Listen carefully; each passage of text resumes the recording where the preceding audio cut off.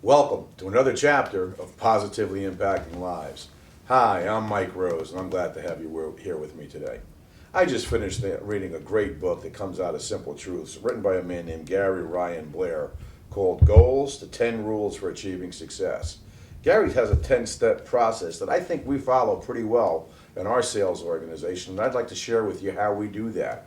Gary says the first step should be, number one, to be decisive. We interpret that as meaning knowing what the outcome is before we start to accomplish or try to accomplish anything.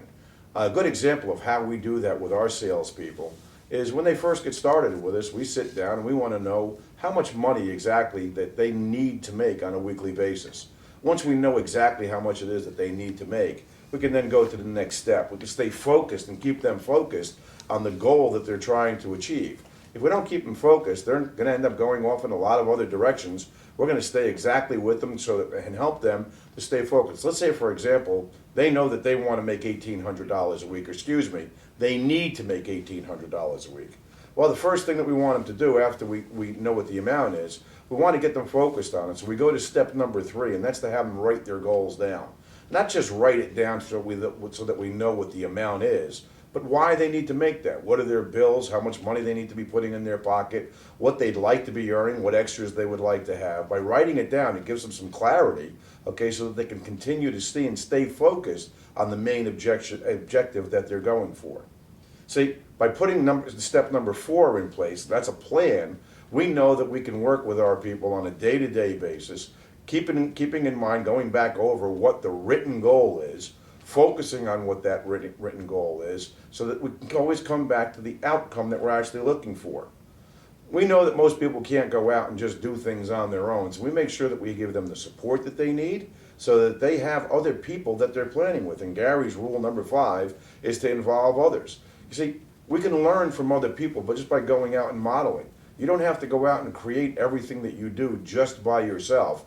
You can find someone who's already done what you're trying to do, and be able to model exactly what they're doing so that they can get to the next, so that you can get to the next step also. Step number 6 is to welcome failure. You know, it's not surprising a lot of people go out and try something once, they fail at it, and they say, okay, I failed, that's the end of it. Unfortunately, failure shouldn't be ending with an end. Failure should be beginning. When you have a failure, that should have taught you something. It should teach you, what it teaches you is what you don't want to be doing, not what you did and failed. It teaches you what you don't want to be doing, and it gives you help so that you can get on to the next step and figure out where you want to go from there. Step number 7 is take purposeful action.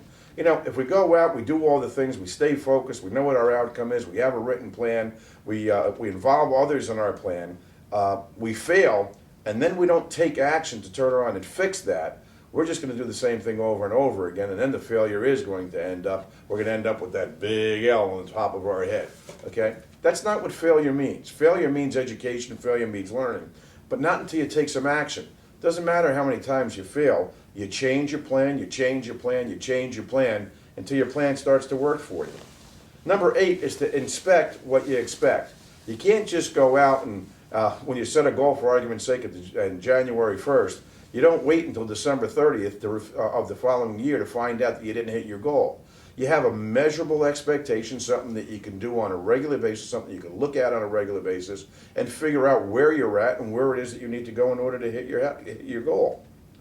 Number 9 he has as reward yourself. Yeah, when you start getting to your goal, you start accomplishing it, you have to make sure that you reward yourself. You have to let other people know that you're on your way. Maybe you may have to start adjusting your goal. Once you start hitting your goal on a regular basis, you start rewarding yourself on it.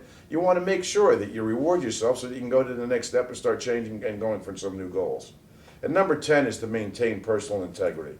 Okay, within all of your goals, you have to make sure that whatever it is that you might do, that you maintain personal integrity. Never do something that's beyond what it is that you feel is right. Welcome. Thank you again for joining us. We appreciate you taking the time out today to make a positive impact on your life and on other people's life. See you next time.